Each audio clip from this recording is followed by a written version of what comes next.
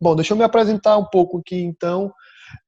Eu sou administrador de empresas, né? Tenho um MBA em marketing, MBA em planejamento e gestão de eventos, sou coach profissional, trabalho atualmente, já há quase 10 anos, trabalho na parte de gestão administrativa e estratégica da comunidade Shalom.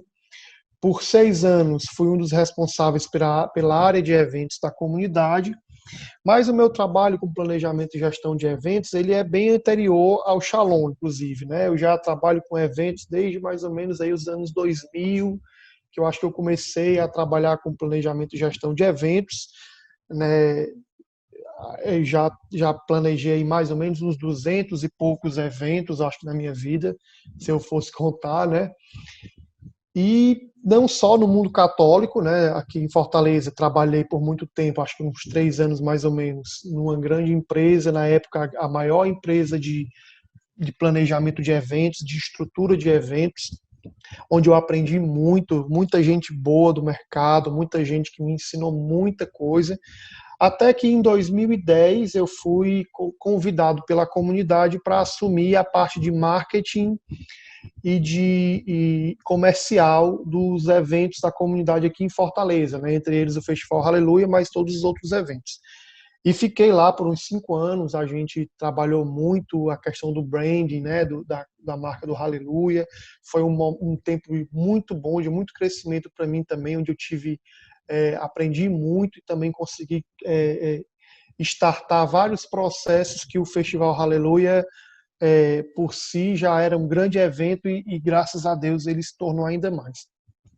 E eu, como administrador de empresas e como alguém que trabalha na área de gestão há muito tempo, tenho uma missão pessoal. A minha missão pessoal é desenvolver o empreendedorismo na Igreja Católica, na dimensão cristã católica. Por quê? Eu acredito que todos vocês, né, devam perceber que a gente, na Igreja Católica, tem muita coisa para contribuir, né? Até quando eu me lembro, quando eu era estudante de administração, a primeira disciplina de administração que eu tive foi Teoria Geral da Administração, dizia que uma das instituições que inspiraram a administração foi exatamente a Igreja Católica. E eu acho que hoje em dia nós precisamos desenvolver muito, mas muito mesmo, esse espírito empreendedor para evangelizar, porque o mundo de hoje pede isso, porque a igreja precisa disso, a evangelização ela só vai acontecer se for com essa dimensão do empreendedorismo, porque nós precisamos desenvolver e criar novas e valiosas estratégias para nós podermos atrair as pessoas. E os eventos não podem ser diferentes, né? O planejamento de eventos, a gestão de eventos e a estratégia de eventos é uma excelentíssima isca para que a gente possa desenvolver o nosso planejamento, para que a gente possa desenvolver as nossas estratégias de evangelização e também de sustentabilidade, né? Arrecadar e poder pagar as contas, vamos dizer assim, né? Porque todos nós precisamos pagar nossas contas, né? Desenvolver melhor estratégias de captação de recursos, que talvez sejam um dos grandes desafios que nós temos na dimensão do planejamento e gestão de eventos. Então, eu queria deixar aí para mim a rede social, a minha rede social, o Instagram. Lá tem muito conteúdo, eu posto muito conteúdo sobre planejamento e gestão de eventos. No YouTube também, youtube.com/Tobias Cortez, onde vocês, se quiserem também, podem gratuitamente acessar o nosso material e todos os conteúdos que a gente trabalha, não só na dimensão de gestão de eventos, mas toda a dimensão de empreendedorismo, liderança, gestão e estratégia voltada para o mundo católico. Bom, pessoal, vamos lá, né? A primeira coisa que eu queria conversar com você é sobre essas 3 palavras, né? A diferença que nós temos entre inovação, imaginação e criatividade. Eu gosto sempre de começar com isso aqui, porque, para mim, aqui está o coração de tudo que a gente vai conversar sobre planejamento e gestão de eventos, sobre empreendedorismo, sobre criatividade, sobre gestão, certo? Então, é muito importante que a gente saiba diferenciar essas 3 palavras, porque elas, apesar de se complementarem, elas são bem diferentes entre si. Imaginação, criatividade e inovação são coisas complementares, mas completamente diferentes. A gente começa, então, pela questão da imaginação. O que é a imaginação? A imaginação é essa capacidade de ver o irreal, ou de ver o impossível. Né? É aquele famoso fantástico mundo de Bob. Né? As crianças, elas são especialistas em imaginar. Né? Eu me lembro que uma vez eu estava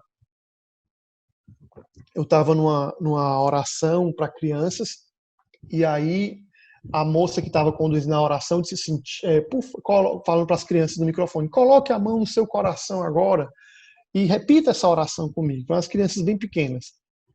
E aí eu vi assim, estava do ladinho dela assim, e eu vi só aquela mãozinha puxando assim na calça da mulher que estava coordenando a adoração, e uma criança de uns 4 anos, mais ou menos, a idade da minha filha mais velha, perguntou, tia, mostra na mão assim, como é que eu vou colocar a mão no meu coração? Tipo assim, a criança, sei lá, tá a mão dentro da boca, fazer alguma coisa assim que ela tentou imaginar como é que ela faria isso, né? Como é que ela conseguiria colocar a mão dentro do coração. Porque as crianças, elas são especialistas em imaginação, elas gostam de imaginar, elas precisam imaginar. E a imaginação é isso, talvez esse primeiro momento, né, dentro desse processo de inovação que a gente precisa viver no mercado de eventos e no mercado como um todo, no empreendedorismo como um todo, né? Eu gosto de dizer que quando eu dou essa palestra aqui, ela serve para todo mundo, não serve só para quem trabalha com eventos, né? É essa dimensão da imaginação, dessa capacidade de ver o impossível. E aí a gente vai para uma segunda etapa, que é a criatividade. O que é a criatividade? A criatividade nada mais é do que você, a partir da sua imaginação, a partir desse processo imaginativo que você tem, começar a criar novas e valiosas ideias. Ou seja, é você imaginar algo e, com o processo imaginativo, você começar a ter ideias para modificar alguma coisa. E aí a gente pode ter ideias, a gente pode ter o que eu vou falar agora como inovação, ou a gente pode também ter invenções, né? Que invenções, aquela história do professor Pardal, né? Nem toda invenção ela é uma boa ideia, nem toda invenção ela é inovação. Por quê? Porque inovação é exatamente melhorar sistemas e ideias existentes nos quais nós confiamos. É muito interessante esse conceito de inovação, né? Você melhorar um sistema que existe no qual nós confiamos. Por exemplo, nós estamos aqui num webinário, nós temos aí, sei lá, tínhamos 240 e poucas pessoas inscritas, 220, não lembro mais quantas pessoas tínhamos inscritas. Nós estamos aqui, eu estou transmitindo ao vivo para vocês que estão no Instagram, eu estou conversando com vocês aqui nesse webinário. Isso era o quê? Impossível há alguns anos atrás. Era para que a gente tivesse essa conversa, a gente ia precisar de um local, de uma estrutura, de um ambiente, de uma sala, de um aluguel de uma sala, de uma estrutura de evento, vamos dizer assim, para que vocês viessem à Fortaleza, para que eu fosse até a cidade de vocês para criar. E a partir da tecnologia, a gente conseguiu então melhorar sistemas de comunicação existentes nos quais nós confiávamos antigamente, né? Outro exemplo que a gente sempre dá é a questão do Uber, né? Essa uberização da nossa vida. Por exemplo, um sistema que todos nós aqui já confiamos um dia foi o sistema de táxi. Todos nós, algum dia, já pegamos táxi. Eu não sei se tem aqui alguma alma viva, não sei se tem alguém que nasceu depois da década de 90 aí, né? Acho que não. Que nunca tenha pego um táxi na vida. É possível, né? Ou depois dos anos 2000 aí, né? Talvez alguém nunca tenha pego um táxi na vida. Mas uma criança, minha filha nunca pegou um táxi na vida, né? Meus filhos mais novos nunca pegaram um táxi na vida. Era um sistema no qual nós confiávamos. O que é que a gente fazia? A gente saía de casa, eu quero ir num dentista de táxi. Então eu saía de casa, eu ia até um ponto de táxi, eu ficava lá, se fosse aqui no Ceará, no sol quente, né? Num ponto de táxi, no sol quente aqui no Ceará, esperando um momento em que a minha vontade de pegar o táxi se encontrasse, enfim, com aquele bendito táxi que chegou em minha direção naquele momento. Então você podia esperar horas. E agora, mas mesmo assim era um sistema no qual a gente confiava. E de repente alguém teve a ideia do Uber, né? Onde você está no conforto da sua casa, você pede um táxi, você sabe exatamente quanto é que vai dar a corrida, você sabe exatamente quanto tempo vai ser e você sabe que horas o táxi chega, que horas você vai chegar no seu destino. Ou seja, foi melhorado um sistema no qual a gente já confiava. Então, o que é que eu posso dizer que é inovação? Inovação, na verdade, é um valor percebido. É quando você que está do outro lado da estrutura, que você que está do outro lado da ponta, vamos dizer assim, é quando você percebe que agregou valor naquilo que você tinha antigamente. É quando o consumidor, então, entende que aquele produto ou aquele serviço, no nosso caso, nós estamos falando aqui de um serviço, eventos são serviços, é quando a gente percebe que aquele novo produto ou serviço me ajudou a resolver um problema antigo. Qual foi o problema que o Uber nos ajudou a resolver?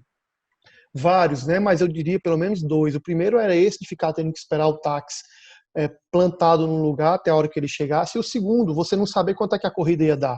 Quem nunca, né, pegou um táxi numa cidade estranha e ficou com medo de fazer um city tour pela cidade antes de pagar a corrida, né? Eu já fui, já aconteceu isso comigo e acredito que já aconteceu isso com vocês também. Então, resolveu esses dois problemas, alguma necessidade que traz no nosso dia a dia. E a inovação, ela é sempre assim, ela sempre vai vir para nos ajudar a resolver um desafio, a resolver um problema, a resolver uma necessidade que nós temos a cada dia. Eu queria trazer para vocês aqui alguns pequenos casos de inovação que são muito importantes, né? Alguns clássicos, vamos dizer assim. O primeiro deles é esse, né, a Blockbuster e a Netflix, que são aí dois paradigmas, né? Se vocês forem mais jovens, a galera que está acompanhando aqui no Instagram, provavelmente, né? É, talvez tenha gente aqui, uma vez eu fui dar um curso, estava dando um curso desse, acho que em Salvador, não me lembro, e uma pessoa perguntou o que era Blockbuster, né? Aí eu fiquei assim, me sentindo um dinossauro e depois eu expliquei para ela, né, o que era um Blockbuster, que era a maior empresa de aluguel de filmes do mundo, né? Uma grande empresa, né? Uma franquia, o cara tem uma franquia da Blockbuster, era assim, o cara podia, né? Ele tinha dinheiro para investir, ele investia na Blockbuster. E de repente, jovens americanos começaram a perceber, né? Pelo menos essa é a história que se conta do Netflix, né? A gente não sabe até que ponto isso é verdade, mas essa é a história que se conta, né? Aquele velho problema que todos nós tínhamos a alugar uma fita e depois a alugar um DVD, que é o quê? Você esquecer de devolver o filme e ter que pagar a famosa multa. Ou você querer muito assistir um lançamento de um filme e esse filme não está disponível porque você tinha que estar numa fila lá para encomendar, papapá, etc. Então, de repente, eles começaram a criar um serviço de assinatura, né? Antes não tinha nem internet, então era um serviço de assinatura, onde se cobrava um valor por mês e a pessoa tinha direito de pegar os filmes, quantos filmes ela quisesse naquele mês. E diz a lenda que esse serviço foi oferecido para os donos da Blockbuster e eles acharam que não valeria a pena, que iam perder dinheiro. E aí, de repente, hoje a gente tem esse fenômeno de Netflix, do Amazon Prime e de tantos outros serviços de streaming de vídeo que, na verdade, revolucionaram e estão revolucionando cada vez mais esse trabalho de serviço de entretenimento no mundo, né? Outro clássico que eu gosto muito de citar são as fintechs, né? As famosas fintechs, ou seja, esses bancos digitais que estão tirando o sono dos grandes bancos, né? Recentemente aí vocês viram a confusão entre Itaú e XP Investimentos, né? Que rolou aí um fight nas redes sociais e tudo. E por quê? Porque os bancos, esse império bancário, ele está começando a ruir, né? Quem gosta de ir para banco, meu Deus, né? Quem gosta de ficar em fila de banco? Quem gosta de ter que resolver um problema e ter que ir lá no seu gerente, aquela complicação toda? Quem gosta de pagar a taxa bancária, né? E aí a Nubank e todas essas outras fintechs, elas estão revolucionando o mercado. Por quê? Porque aí é outra característica da inovação, elas estão entendendo que o mais importante é oferecer um serviço para os clientes, oferecer um bom serviço, e não simplesmente tirar alguma coisa deles, né? E aí, para ser inovador, precisa ter algumas características. Primeiro, precisa ser mais barato que o atual. A gente acha que para inovar gastar muito dinheiro. E isso não é verdade. Né? Não é verdade. Essa história de que para inovar, talvez essa seja a primeira barreira que você precisa quebrar na sua vida, na sua paróquia, na sua comunidade, na sua igreja, seja você católico ou evangélico. Para inovar não precisa ter dinheiro. Para inovar precisa ter novas e valiosas ideias. Para inovar precisa compreender a pessoa, se colocar no lugar dela. A gente vai falar um pouquinho mais disso lá na frente. E aí a gente desenvolver. Na verdade, para ser inovador precisa ser mais barato do que o atual. Por exemplo, os bancos digitais são mais baratos do que os bancos tradicionais. O Uber é mais barato do que o táxi. Quem nunca viu, por exemplo, eu gosto muito desse exemplo, né? Eu sempre dou nas minhas aulas, né? Quem nunca viu, por exemplo, aquele famoso garçom de sinal de trânsito, né? De semáforo, né?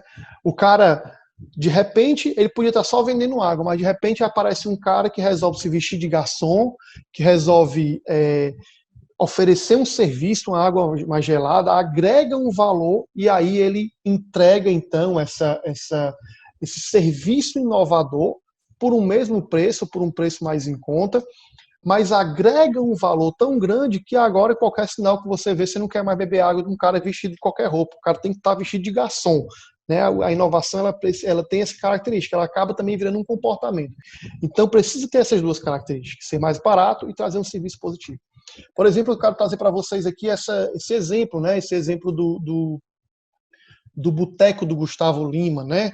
O mercado de eventos estava passando aí por uma grande dificuldade, né? Foi o primeiro a parar na pandemia e foi o último a começar, vai ser o último provavelmente, né? Dizem, eu tenho minhas dúvidas, na verdade já começou. E na verdade eu digo para vocês, o mercado de eventos nunca parou. Nós não paramos o mercado de eventos. O mercado de eventos não parou. Nós nos reinventamos. Por quê? Porque nós começamos agora com esse fenômeno das lives, né? Quem foi que inventou esse fenômeno das grandes lives? Foi o mercado de eventos. Gustavo Lima aí, as maiores lives do mundo, né, foi feito no mercado de eventos.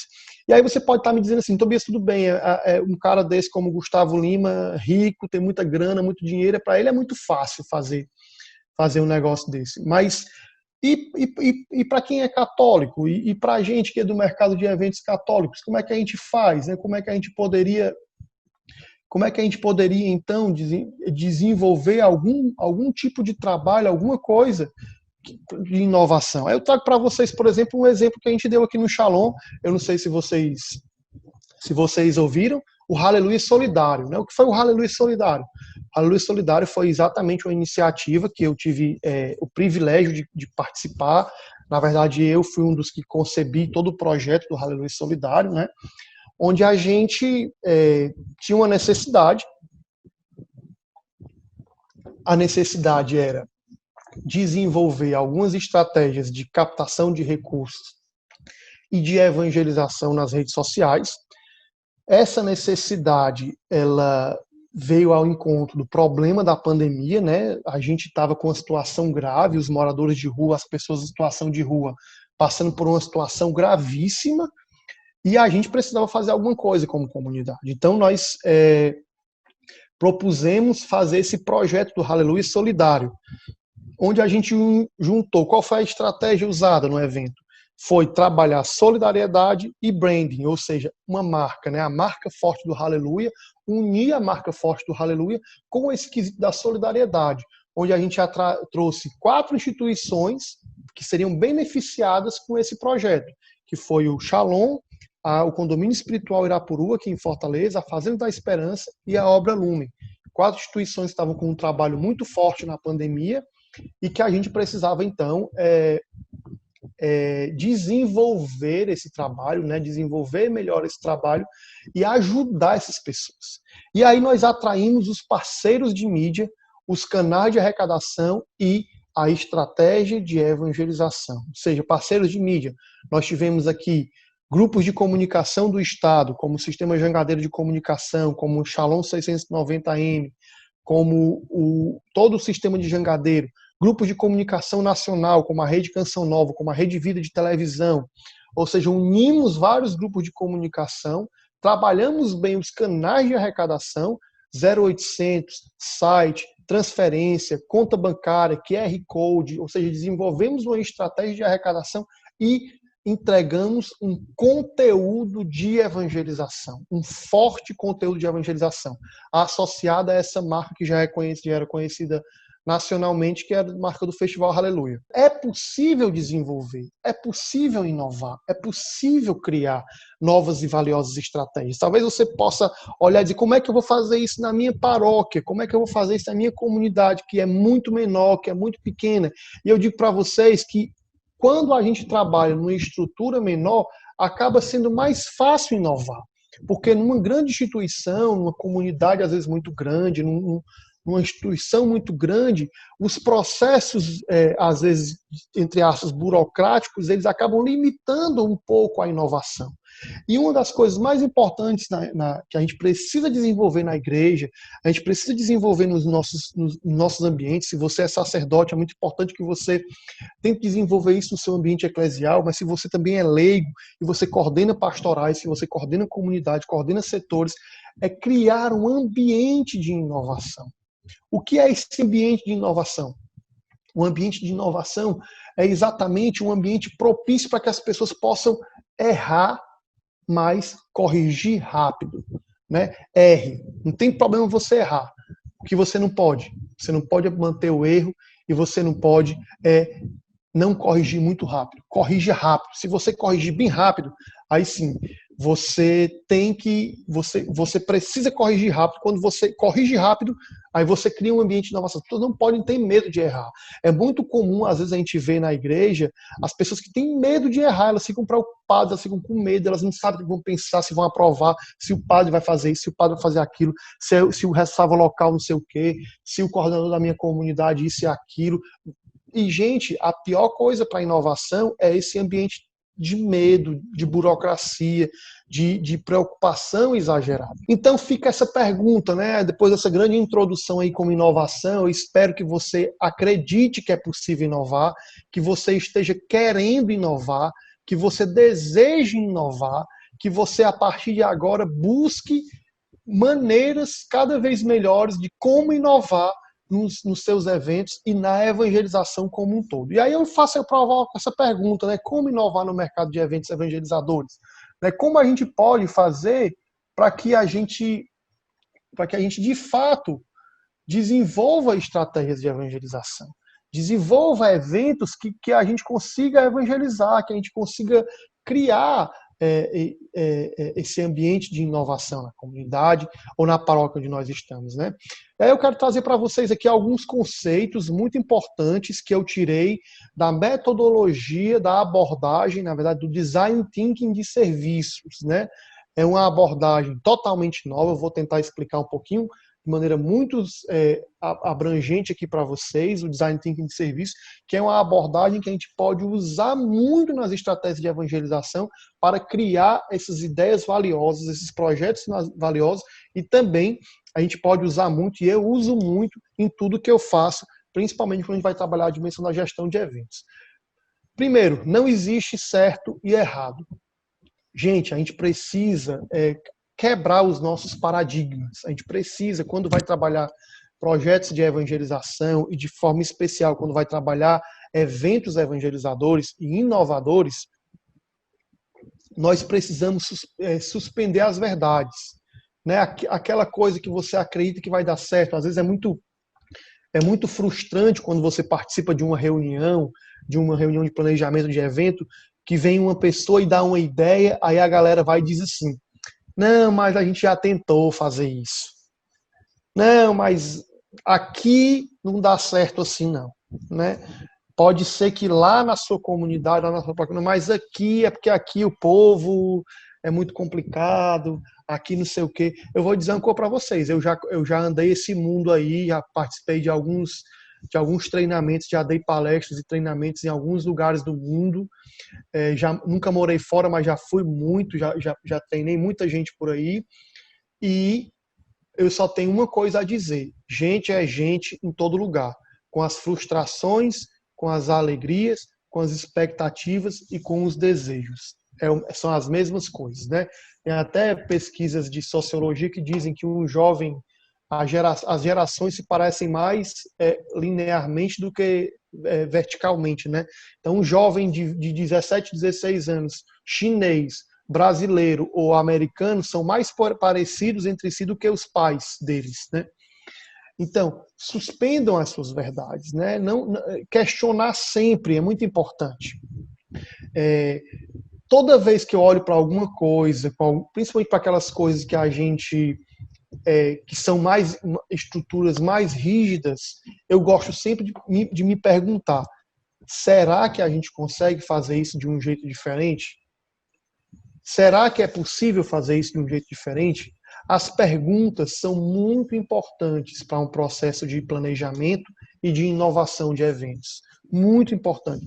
Mais do que as respostas. As perguntas certas, elas são mais importantes. Eu, como coach, não posso deixar de dizer isso, né? Quando você faz uma pergunta certa, as coisas se abrem, né? As possibilidades, elas realmente se abrem. Outra coisa importante é através da colaboração. Colaboração. Eu posso ser um grande especialista em planejamento e gestão de eventos, mas isso não significa que eu tenha todas as respostas. Você que é o coordenador de eventos da sua comunidade, da sua paróquia, você pode ter experiência, você pode ser muito inteligente, ter todos os MBAs e etc. do mundo, mas você não tem todas as respostas. A pior coisa do mundo é quando você trabalha numa equipe que você precisa dar todas as respostas. Quem trabalha comigo sabe, eu não sei se tem alguns meninos aqui que já trabalharam comigo, que eu não dou as respostas, eu faço perguntas. Então a pessoa diz: Tobias, eu queria saber como é que eu faço para fazer tal coisa. Aí eu digo: o que é que você acha? Aí a pessoa diz: não, eu acho assim, assim, assim, assim. Assim, você acredita que assim vai dar certo? Ah, eu acredito que sim. Pá, pá, pá, pá. E a gente começa a fazer as perguntas para a pessoa e a pessoa mesmo vai junto conosco dando as respostas. E aí, através de um processo de colaboração, a gente encontra a melhor solução. Outra coisa muito importante é isso, experimentar sempre. Vou aqui abrir uma confissão para vocês. Eu não sei se vocês acompanharam aí, por exemplo, a live SH, né? E a gente colocou aí o SH Hope, que foi uma série de lives onde a gente chamou alguns cantores de dentro da comunidade e de fora da comunidade para fazerem as lives, e essas lives também a gente trabalhava a arrecadação. Nós fizemos alguns testes antes de começar o Aleluia Solidário, antes de investir um recurso financeiro maior no Aleluia Solidário, antes de ir para o mercado captar recursos. Ou seja, primeiro eu experimentei, eu prototipei, eu criei o mesmo cenário, só que menor, com pouco investimento ou com nenhum investimento. A gente viu que o negócio ia dar certo, a gente acreditou na ideia e agora sim nós vamos fazer uma coisa grande.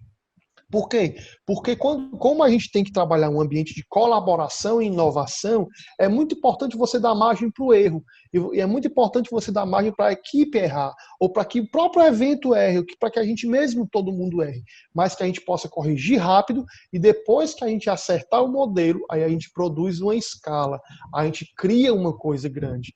Isso reduz tempo, isso diminui o custo, isso ajuda em todos os sentidos. É muito importante você trabalhar a experimentação para depois você escalar. Ok?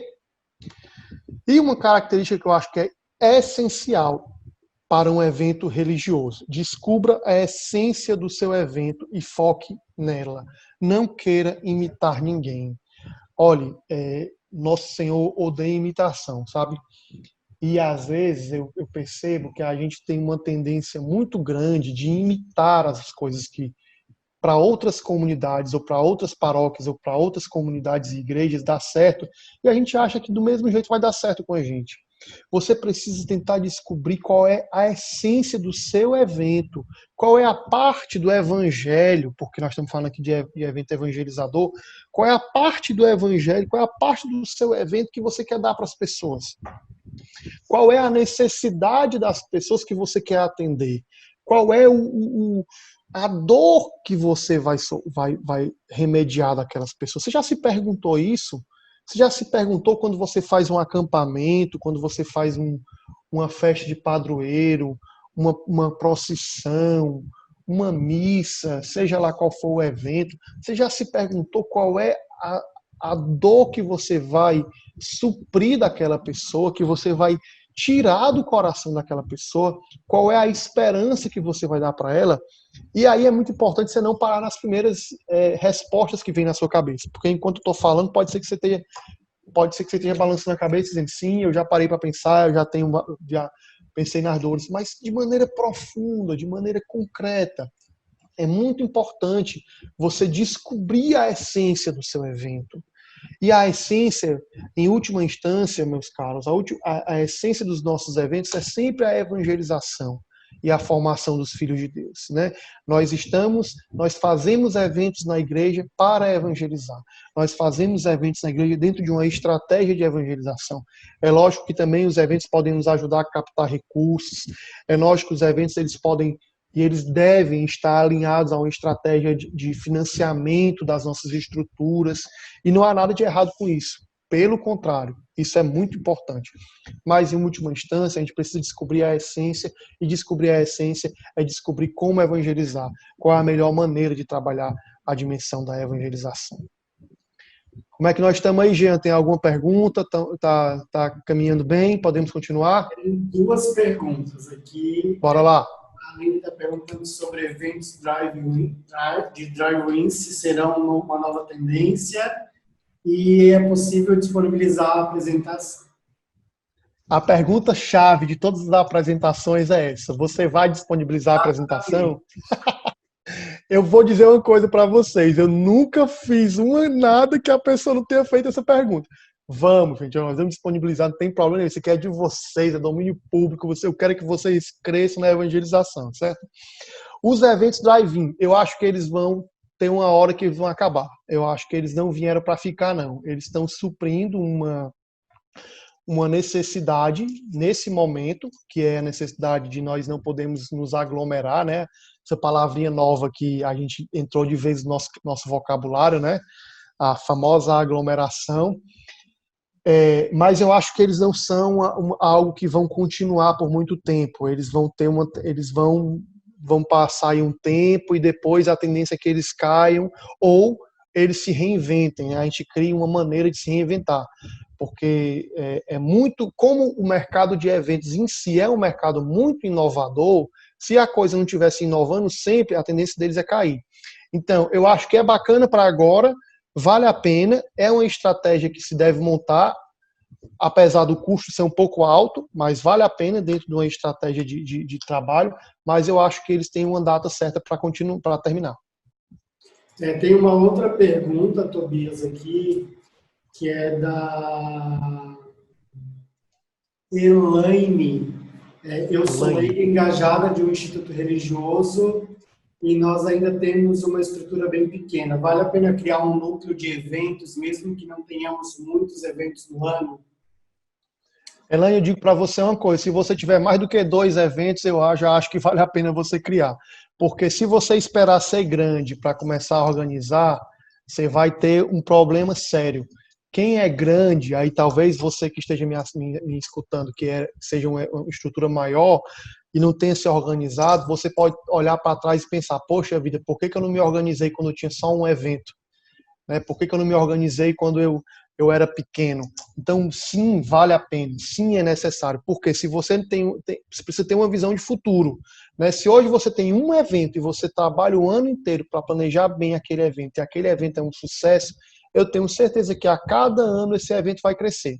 Agora, se você não tiver essa visão de futuro, o que é que vai acontecer? A cada ano é provável que o seu evento tenda a diminuir cada vez mais e você aí vai achar que não precisa ter um setor de eventos ou uma estrutura de eventos. Mas, com certeza, a gente precisa investir em estrutura, em pessoas e em processos dentro da igreja. A gente precisa investir nessas 3 áreas. Se a gente não investir, a gente não vai estar cumprindo a missão que a gente tem, que é evangelizar cada vez mais. Tem uma outra pergunta aqui, Tobias, que é o seguinte: nesse tempo vale a pena investir em lives ou melhor, vídeos no canal ou os dois? Eu acho que isso daí você precisa responder a partir da estratégia de comunicação e marketing que você está montando na sua instituição. É, as lives, não sei se vocês têm percebido, mas elas vêm sofrendo uma queda, né? As pessoas elas não estão mais aguentando ficar muito tempo na frente do computador, né?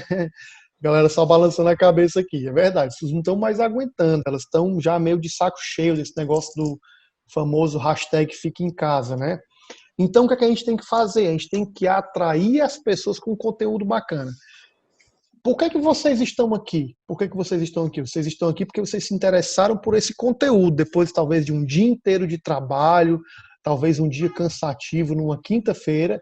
Aqui em Fortaleza é o dia do caranguejo, vocês podiam estar indo comer caranguejo, o pessoal aqui de Fortaleza, né? E não, nós estamos aqui aprendendo, adquirindo conhecimento, porque o conteúdo é relevante. Se você tem um conteúdo relevante, vale a pena você investir em todos os formatos, em todas as plataformas. Claro que o ao vivo ele sempre vai chamar mais atenção, porque é ao vivo, porque tem a possibilidade de interagir com as pessoas. Mas eu acho que vale a pena os dois. E diferente da questão dos drive-ins, essa questão da internet, das lives, dos eventos virtuais, eu acho que esses vieram para ficar. Pode fazer mais alguma pergunta, Tobias? Pode. Vamos fazer mais um e depois a gente continua e dá uma pausa mais na frente. Eu tenho uma pergunta do Vanderluce da Nube. O Vanderluce é de casa, não vou dar a pergunta dele e depois você responde. A Núbia, Tobias, você poderia dar uma aula a respeito de como realizar um encontro online passo a passo? Uma boa Olha, dica, bacana. Verdade, né, boa dica. Boa dica, Núbia. Vamos anotar, viu? Vamos ver. Já anotei para a gente prever aí alguma coisa sobre o tema. Gostei. Excelente dica. Se tiver mais alguém aí que concorde ou que queiram colocar outras sugestões, por favor, coloque no chat aí que a gente vai anotar tudo. Para o Vanderluce não ficar chagado, ele fez a seguinte pergunta: como seria uma boa equipe de eventos em termos de composição? Rapaz, é o seguinte, vai depender muito do líder. O que é que eu faço quando eu coordeno uma equipe de eventos? Eu trago pessoas que me complementem. Se eu sou um cara, se você é um cara bom de coordenação no sentido de organização, mas você não é tão bom em marketing, você vai precisar de uma pessoa de marketing. Se você não é tão bom em orçamento, você vai precisar de uma pessoa de orçamento. Então, você vai precisar de pessoas que complementem a sua pessoa, a sua personalidade, para que você faça uma boa equipe. Às vezes, um erro que a gente comete é de trazer pessoas parecidas com a gente para a equipe.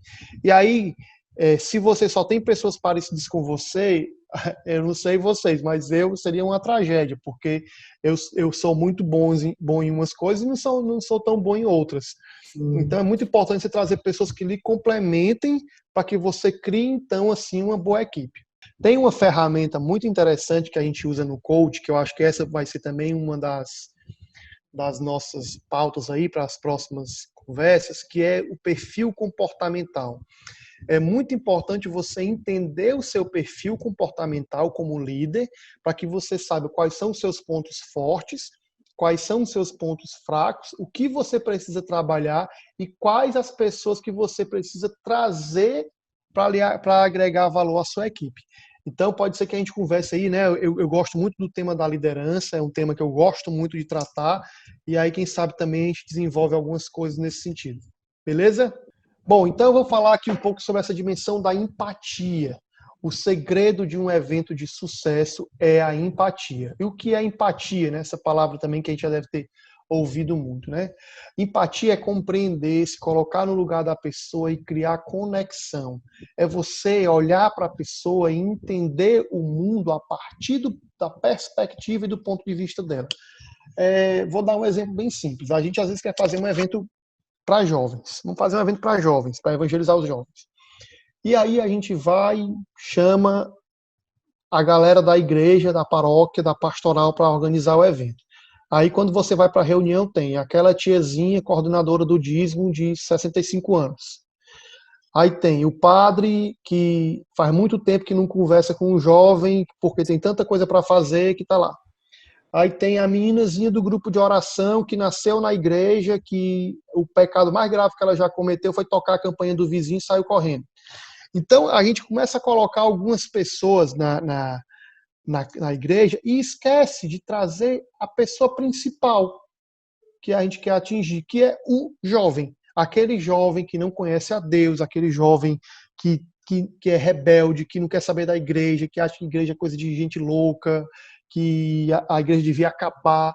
Esse jovem, eu preciso conversar com esse jovem, criar conexão com esse jovem, compreender esse jovem, me colocar no lugar dele, para que eu possa, a partir da empatia, entender quais são as necessidades que ele tem, a forma que ele vê o mundo, e a partir dessa forma que ele vê o mundo, eu poder, então, apresentar uma opção de vida para ele. A gente não pode criar os nossos eventos evangelizadores ou qualquer tipo de evento, isso daí serve para qualquer tipo de evento, a partir de uma ótica de quem está organizando. Às vezes a gente vai fazer o evento e a gente tem a nossa ótica. A gente que está organizando acha que deve ser assim. Não, é porque todo mundo pensa assim, mas o padre disse que era melhor fazer desse jeito.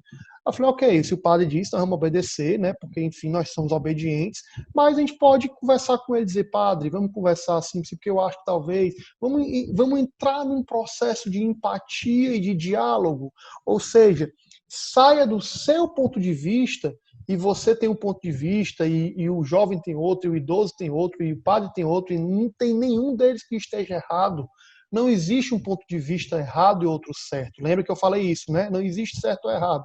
O que existe é o quê? Um processo de colaboração onde nós vamos entender qual é a necessidade do público que nós estamos querendo atrair.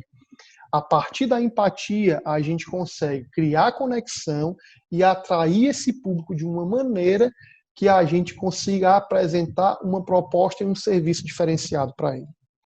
E aí tu pode estar me perguntando agora, Tobias, o que é que tudo isso tem a ver com o mercado de eventos e com a evangelização?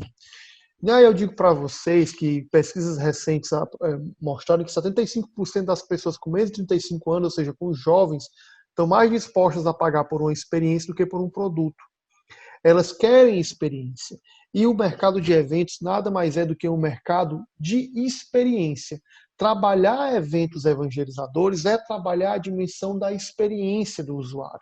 Da experiência, primeiro, com a pessoa de Jesus Cristo e da experiência de fraternidade que a igreja tem, da experiência de comunidade que a igreja tem, daquilo que os homens precisam, que as mulheres precisam. Engraçado que agora, nesse período de pandemia, a gente começou a dar valor a algumas coisas que a gente estava meio que perdendo, né? Por exemplo, eu via muito aí na TV, na internet, o pessoal com saco aqui de plástico para abraçar uns aos outros, né? Engraçado, a gente passou a sentir falta, né, de abraço, a gente passou a sentir falta de outras coisas que a gente parece que não sentia tanto antes. Então, o evento é basicamente experiência. Trabalhar eventos de evangelização é desenvolver estratégias para que a experiência das pessoas, quando eu estou falando da experiência, eu não estou falando daquela somente, principalmente dela, mas não somente daquela experiência da pessoa de Jesus, mas a experiência do evento como um todo. Quando você vai para um evento, quando você vai realizar um evento, quando você vai participar de um evento, tudo ali, o evento ele tem características que a gente vai conversar um pouquinho sobre elas, tudo ali tem que ter um clima especial para que as pessoas se sintam inseridas naquela, entre aspas, atmosfera e possam, então, viver com todos os seus sentidos, com tudo que elas têm, com tudo que elas são, a dimensão do evento. E aí, gente, essa frase é muito importante. Resultados diferentes exigem abordagens diferentes. Não dá para você querer fazer coisas diferentes trabalhando do mesmo jeito. Né? O Albert Einstein definia loucura exatamente assim, né? É você querer esperar um resultado diferente, fazendo sempre as mesmas coisas. Aí a gente vai fazer um evento, aí vai fazer uma festa de uma padroeira, uma procissão, um show, um acampamento, um seminário, um curso de formação, e a gente faz tudo do mesmo jeito. E aí a gente quer que tenha um resultado diferente fazendo do mesmo jeito. Sinto informar que você está enquadrado na definição de loucura de Albert Einstein. Você está querendo um resultado diferente, mas você está fazendo as mesmas coisas. Então nós precisamos pensar de maneira diferente, nós precisamos fazer de um jeito diferente, nós precisamos planejar de um jeito diferente, nós precisamos executar de um jeito diferente. Se nós não trabalharmos essas abordagens, nós vamos cometer sempre os mesmos erros. Quer saber uma coisa que me deixa doente? É quando você vai num evento, aí vamos dizer que seja um evento de 3 dias, certo? Um trido, um evento de 3 dias. Aí você chega no primeiro dia do evento, o evento era para começar às 7 da noite, deu 8h30, não tem ninguém no palco, tudo escuro, aquela confusão, a água não está gelada, o fulaninho que ia trazer o salgado não veio, aquela confusão no meio do mundo, né? Qualquer semelhança com a realidade, mera coincidência, tá? E aí, de repente, você chega para uma pessoa e diz, rapaz, o que é que está acontecendo? Aí a pessoa vai e vem com aquela frase, porque é mesmo que me matar. E diz assim, é porque hoje é o primeiro dia. Aí disse, como assim, cara pálido? O primeiro dia não vale, não, é? Então vamos fazer o dia 0, depois o dia 1, depois o dia 2, depois o dia 3. Porque se a gente está fazendo ainda, organizando o evento no primeiro dia, vamos fazer o dia 0, né, para a gente começar direitinho o primeiro dia. Então não existe esse negócio de porque é o primeiro dia. Sim, é o primeiro dia, por isso que está errado. Tem que estar funcionando desde o começo. Tem que estar funcionando na hora, tem que começar na hora. Por quê? Porque resultados diferentes exigem uma abordagem diferente. E o que é o design thinking, né? Aquilo que eu falei para vocês. O que é esse processo de design thinking que a gente está conversando muito sobre ele hoje. Toda vez que eu dou os meus cursos, eu falo muito sobre esse processo de inovação. Eu só consigo planejar eventos hoje a partir desse processo de inovação. O design thinking é uma abordagem, não é uma metodologia. É uma abordagem que visa a resolução de problemas complexos através da colaboração, através da empatia, através de se colocar no lugar do outro. E ele tem essas 7 etapas, né? Essas 7 etapas, que é o entendimento, a observação, o ponto de vista, a ideação, a prototipagem, o teste e a iteração. Ou seja, no processo de entendimento, a gente vai se entender, a gente vai saber o que é que a gente quer, a gente vai desenvolver as estratégias para a gente entender o que é que nós queremos, qual é o desafio que nós queremos tratar. Depois a gente vai se colocar no lugar do outro, através da observação, do processo de empatia, de perceber como é que as pessoas que a gente quer resolver o problema, as pessoas que a gente quer atrair, essa persona que o Jean tanto falou aí, esse público-alvo que a gente tem, a gente vai observar, a gente vai se colocar no lugar dela, a gente vai entender o que é que ela vive. Sabe aquela historinha do Fantástico no Globo Repórter antigamente? Hoje no Globo Repórter, quem são, como se reproduzem, como vivem. Pronto, é isso que a gente tem que entender. Depois a gente vai atravessar os diversos pontos de vistas diferentes que nós temos no trabalho de planejamento de eventos. Como eu disse para vocês, não existe certo ou errado. O pároco tem um ponto de vista, o vigário tem outro ponto de vista, a coordenadora tem outro ponto de vista, o responsável da comunidade tem outro, o jovem tem outro. Ótimo, nenhum deles está 100% certo e nenhum deles está 100% errado. O processo de colaboração precisa existir para que possa emergir daquele grupo um novo ponto de vista, um novo trabalho. E aí a gente vai para um trabalho de ideação, ou seja, de colocar a cabeça para funcionar. E existem várias técnicas que a gente pode trabalhar nesse processo de ideação. Depois, como eu disse para vocês, um trabalho de teste, ou seja, vamos testar para depois a gente escalar. Vamos fazer pequeno para depois a gente fazer grande, para que a gente não perca tempo, para que a gente não perca dinheiro. E aí a iteração, ou seja, a resposta com o cliente. Quando eu falo cliente, eu estou falando aqui do público-alvo, da pessoa a ser evangelizada, da pessoa a ser atraída para o evento, as respostas que eles vão dar, a forma de interação que nós vamos ter para que a gente possa aprimorar e estruturar melhor. Uma coisa que eu sempre digo quando eu estou trabalhando com as minhas equipes de planejamento, não existe nada que esteja 100% bom. A gente precisa sempre trabalhar a melhoria. Em todos os processos que nós estamos vivendo, dos nossos eventos, a gente precisa sempre trabalhar os processos de melhoria. Se nós não trabalharmos os processos de melhoria, o que é que vai acontecer? Aquilo que era uma inovação hoje, amanhã não é mais inovação. Aquilo que atraía os jovens hoje, amanhã não atrai mais. Aquilo que evangelizava as famílias hoje, amanhã não evangeliza mais. Porque o mundo está em constante mudança, as pessoas estão em constante mudança e nós também precisamos ter esses feedbacks. Eu quero indicar para vocês esses 2 livros, se vocês quiserem saber um pouco mais sobre Design Thinking, são os livros básicos que vocês precisam... Thinking ou Thinking, né? Os livros básicos que você precisa ter. Primeiro é o do Tim Brown, que é o pai do Design Thinking, né? Que é o cara que criou a abordagem, a metodologia. E esse também, que é um livro de colaboração de várias pessoas que escreveram um livro mais denso, que é Isto é Design Thinking de Serviços. Né, esses 2 livros, eles são essenciais, se você quiser saber um pouco mais, são livros que eu tenho aqui na minha cabeceira, que eu sempre volto para eles, e eu sugiro, se vocês quiserem conhecer um pouquinho mais, que vocês possam lê-los.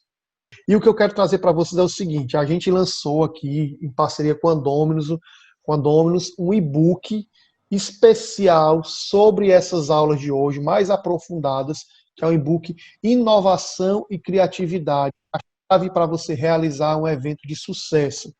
A gente está mandando para vocês esse e-book aqui, o link para que você possa baixar gratuitamente esse e-book, está lá no meu Instagram também, no link do perfil do meu Instagram.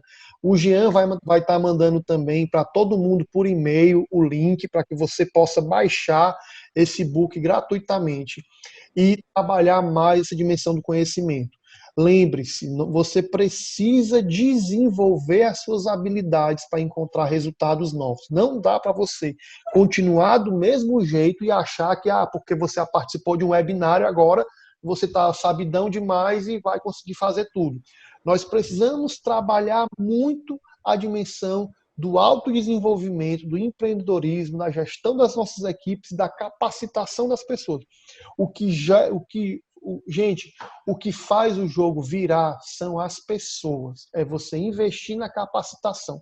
Se você capacitar, se você trabalhar bem forte isso daí, eu tenho certeza que você vai conseguir. Então tá aí. Fontes de conhecimento. Eu indiquei 2 livros para vocês. Eu estou trazendo para vocês aqui gratuitamente um e-book só trabalhando na questão da inovação e da criatividade. E tem o meu Instagram lá, que a gente vai responder as perguntas, eu estou à disposição do que vocês precisarem. Eu quero deixar também aqui o nosso canal no YouTube, né, que é youtube.com/Tobias Cortez. Alguém perguntou lá sobre a questão de captação, lá também tem material sobre captação de recursos, certo? É uma especialidade minha, a questão da captação de recursos. Então, eu quero deixar aqui para vocês essas possibilidades de conhecimento para que a gente possa se desenvolver cada vez mais. Você não vai precisar gastar nada agora, você só vai precisar gastar tempo para que você possa ler e se aprofundar ainda mais. Beleza? Me coloco aí à disposição de todos vocês, foi muito bom. Um abraço, pessoal. Tchau, tchau.